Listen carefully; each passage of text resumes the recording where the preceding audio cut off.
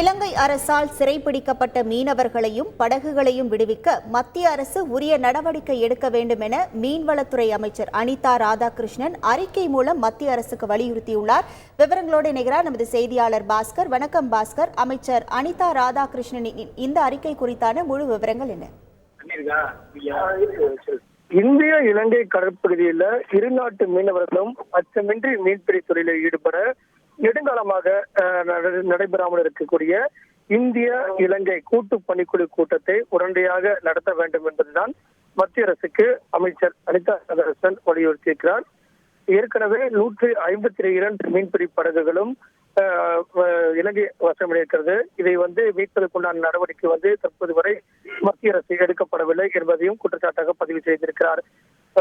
நீரிணைப்பு பகுதியில் பன்னாட்டு கடல் எல்லையானது இந்தியாவுக்கும் இலங்கைக்கும் இடையே மிகவும் குறுகியதாக இருக்கிறது.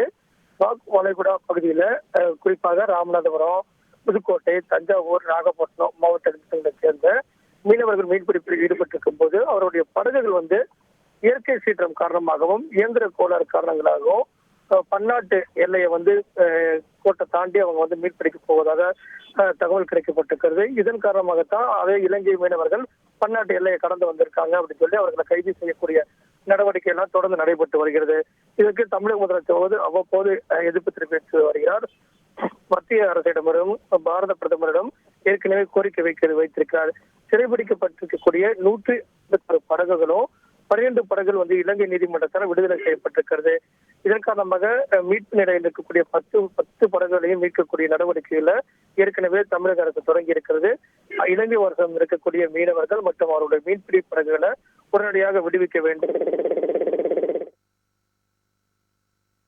உடனடியாக மத்திய அரசு மேற்கொள்வதற்கு வேண்டும் அப்படிங்கிறதா அனிதா ராதாகிருஷ்ணன் அமைச்சர் இதன் மூலமாக வலியுறுத்தியுள்ளார். உங்கள் முழு விவரங்களுக்கு நன்றி பாஸ்கர்.